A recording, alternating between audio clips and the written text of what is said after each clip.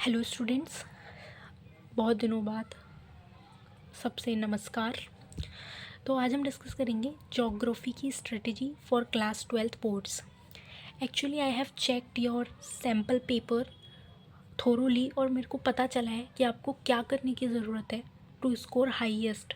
और हाईएस्ट का मतलब मेरे अकॉर्डिंग टू 100 आउट ऑफ 100 होता है, because I have scored. Okay, तो चलिए डिस्कस करते हैं कि हमें किस अप्रोच से अपनी प्रिपरेशन रखनी है जिससे हम अपने सारे सेक्शंस में फुल मार्क्स स्कोर कर पाएँ। स्टार्ट करते हैं। सबसे पहला है आपका 1 मार्कर MCQ। जिस टाइम पे हम पेपर देते थे, at that time there used to be all the factual questions. हमें फैक्ट्स याद करने पड़ते थे। आप मानेंगे नहीं, इस बुक की इस बुक में जो लास्ट में ये इंडेक्सेस दे रखी है ना, ये देखिए, ये भी याद किए हमने, ठीक है। बट अब ऐसा नहीं होता है। जो आपके सैम्पल पेपर के अकॉर्डिंग आपके कॉन्सेप्ट्स क्लियर होने चाहिए और आपको डेटा एनालिसिस आनी चाहिए, क्योंकि उसमें आपको ज़्यादातर रिलेशन, कोरिलेशन, एक दूसरे से क्या उन स्टेटमेंट्स में रिलेशनशिप है, क्या ट्रू है, क्या फॉल्स है, कॉन्सेप्ट पे बेसिस आने लगे हैं। जैसे मैं आपको एग्जांपल देती हूँ, जैसे आपको ये दे देंगे और आपसे पूछ लेंगे कि what is the increase in area under non agricultural use from 1950-51 to 2014-15, और आपको ये बताना पड़ेगा। तो आपको डेटा इंटरप्रिटेशन आनी चाहिए, और इस डेटा को इंटरप्रेट करने के लिए ये इंपॉर्टेंट है कि आपका कोर कॉन्सेप्ट क्लियर हो। तो मैं ज़रूर से आपसे कहूँगी कि फैक्ट्स को जॉट करने पे आप बिल्कुल भी ध्यान ना दें। मैंने बिल्कुल आपको यहाँ पे क्लियरली ये बताया है कि कोई मतलब नहीं है कि आप फैक्ट्स को बार बार रटते रहें। 1-2 क्वेश्चन बनेगा आपका, बट आपकी कंसेप्ट और एनालिसिस क्लियर होनी चाहिए। आपका पूरा पेपर इसी से क्रैक होने वाला है। नेक्स्ट है आपके 3 मार्कर्स जो पैराग्राफ क्वेश्चंस आते हैं। ये पैराग्राफ क्वेश्चंस कहाँ से आएंगे? या तो कोई आपके पास थ्योरी है, या कहीं रिसर्च के बारे में कुछ दे रखा है आपकी बुक में, या थर्ड नंबर कोई आइडियोलॉजी, या फिर मतलब एक तरीके से जो थ्योरी, जो सॉलिड कॉन्सेप्ट्स हैं, वहाँ से उठते हैं ये पैराग्राफ्स, ठीक है। जैसे मैंने आपके सैम्पल पेपर क्वेश्चन में तो देखा था कि HDI के ऊपर था, that was too much easy. हो सकता है एक आपकी माल्थस की थ्योरी दे रखी है पॉपुलेशन की, तो उसमें सेकंड चैप्टर है शायद आपका वर्ल्ड वाली बुक का, तो उसमें जो थ्योरी दे रखी है, हो सकता है कि वो थ्योरी दे दी जाए और उसमें से आपको क्वेश्चन पूछ लिए जाएँ। तो जो मेन फोकस है वो आपको कॉन्सेप्ट, जो हर चैप्टर के जो कोर कॉन्सेप्ट है उसको फोकस पे रखना है, ठीक है। अब जो नेक्स्ट आते हैं वो आते हैं आपके 3 मार्कर्स, जो कि आपके 4 क्वेश्चन आएंगे 20 से लेकर 23। सबसे ईजीएस्ट पार्ट ज्योग्राफी के पेपर का, हमेशा मैं बोलती हूँ, डिस्क्रिप्टिव होता है, ठीक है। इसमें आपको मैं आपको क्लियर कट बता रही हूँ कि यही ऐसे ही क्वेश्चन बनाया जाता है। ये तरीका होता है पेपर सेट करने का। Focus on solidly defined topics, ठीक है। टॉपिक्स जिसके पॉइंट बिल्कुल क्लियर हों। जैसे HDI में क्या क्या यूज़ होता है उसको एक्सप्लेन करो, कैसे कैलकुलेट होती है उसको एक्सप्लेन करो। जैसे अगर मैं इसमें से कुछ एग्जांपल आपको देकर बताना चाहूँ तो देख सकते हैं कि टाइप्स ऑफ फार्मिंग, ये डायरेक्ट आपसे पूछ लिया जाएगा और आपको इसमें ये डायरेक्ट बताना है। वैसे तो इसमें टाइप्स ऑफ फार्मिंग नहीं पूछा जाएगा क्योंकि इसमें टाइप्स बहुत ज़्यादा है। ये फैक्चुअल बेस्ड थोड़ा सा चैप्टर है आपका। मैं आपको बताती हूँ कि किस तरीके से पूछा जा सकता है। जैसे टाइप्स ऑफ मिनरल्स, ठीक है, टाइप्स ऑफ मिनरल्स पूछ लेगा आपसे, आपको ये टेबल बनानी है और इसको थोड़ा सा डिफाइन करना है। यानी कि जो सॉलिडली डिफाइंड कॉन्सेप्ट है वो आपको क्लियर होने चाहिए। जो वेग कॉन्सेप्ट्स हैं उसमें से 3 नंबर में बहुत कम पूछेगा, क्योंकि उनको सिंपल आपकी मार्किंग स्कीम में है कि आपको कोई 3 पॉइंट्स आपको क्लियरली बताने हैं।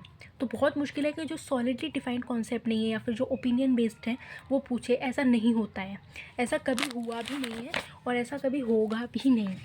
और सबसे खुशी की बात यह है कि आपके में सॉलिडली डिफाइंड कॉन्सेप्ट है भी बहुत कम। तो आपको उस तरीके से इसको देखना है, इस टॉपिक को अप्रोच करना है। जैसे मान लो 3 मार्क में सबसे कॉमन माल्थस की थ्योरी भी पूछ लेते हैं, पॉपुलेशन का ट्रांजिशन पूछ लेते हैं, इंडिया के लिए पूछ लेंगे, या फिर जो वर्ल्ड के लिए जो माल्थस थ्योरी के अकॉर्डिंग है वो पूछ लेंगे। तो इस टाइप के क्वेश्चंस ज़्यादा आते हैं। फिर हम 5 मार्कर्स पे आते हैं।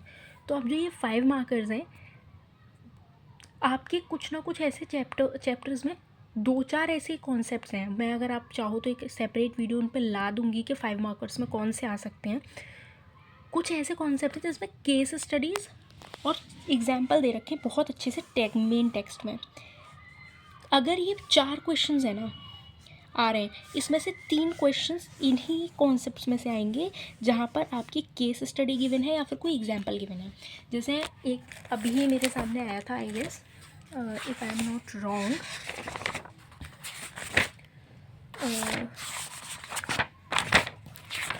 ये देखो, जैसे यहाँ है case study integrated tribal development project in Bharmour region, तो इस पे क्वेश्चन आ सकता है कि हिल एरिया डेवलपमेंट प्रोग्राम के बारे में बताओ विद इन एग्जाम्पल, ठीक है।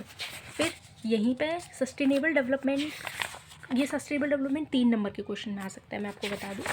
उसके बाद में केस स्टडी, जैसे ये केस स्टडी है Indira Gandhi canal command area, ठीक है, ये भी सस्टेनेबल डेवलपमेंट की एक केस स्टडी है और ये डेजर्ट एरिया की केस स्टडी है, तो ये भी आ सकता है, ठीक है। सस्टेनेबिलिटी पे क्वेश्चन आ रहे हैं तो मतलब आपके बहुत कम चैप्टर्स हैं जहाँ पर आपकी केस स्टडी और एग्जाम्पल गिवन है, वही चैप्टर्स में से उठ के आएंगे आपके क्वेश्चंस 5 मार्कर्स, ठीक है।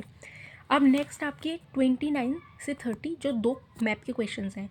Earlier I was told you, sorry for my miss interpretation, कि कोई एक मैप आता है लेकिन दोनों मैप्स आते हैं, इंडिया की भी और वर्ल्ड की भी, और हमारे टाइम पे भी दोनों आते थे। अगर हम 29 की बात करें, question 29 is about your world map. If you want to cover all your 5 marks, मेरी चैनल पर 2 वीडियोज़ पड़ी हुई हैं,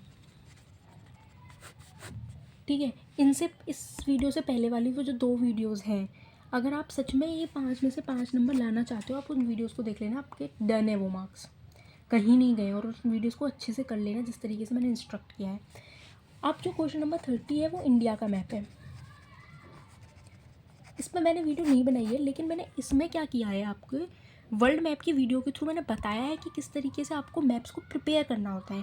बट इफ़ यू वांट कि मैं इंडिया के मैप्स पे वीडियो बनाऊँ तो आप मुझे बता सकते हो, बहुत ज़्यादा मैप नहीं है, यहाँ से भी आपके 5 मार्क्स पक्के हो जाएंगे, मतलब ये 10 मार्क्स आपके कहीं नहीं जाने चाहिए।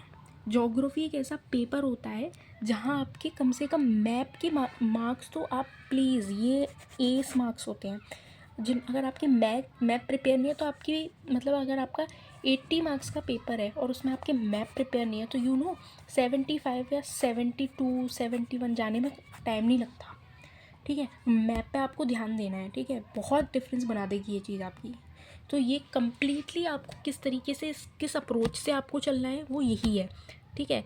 बाकी अगर आप डिटेल में किसी एक सेक्शन पे, जैसे अगर आप चाहें तो मैं सारे डेटास की डेटा इंटरप्रिटेशन करा सकती हूँ, आप चाहो तो 3 मार्कर्स कहाँ कहाँ से उठ सकते हैं वो बता दूँगी, 5 आपके ये वाले 3 मार्कर्स भी और ये वाले 3 मार्कर्स दोनों बता दूँगी, और कहाँ से आपके 5 मार्कर्स उठ सकते हैं ये भी मैं आपको बता दूँगी इफ़ यू वांट, ठीक है। बाकी tell me if you want Indian map videos, okay.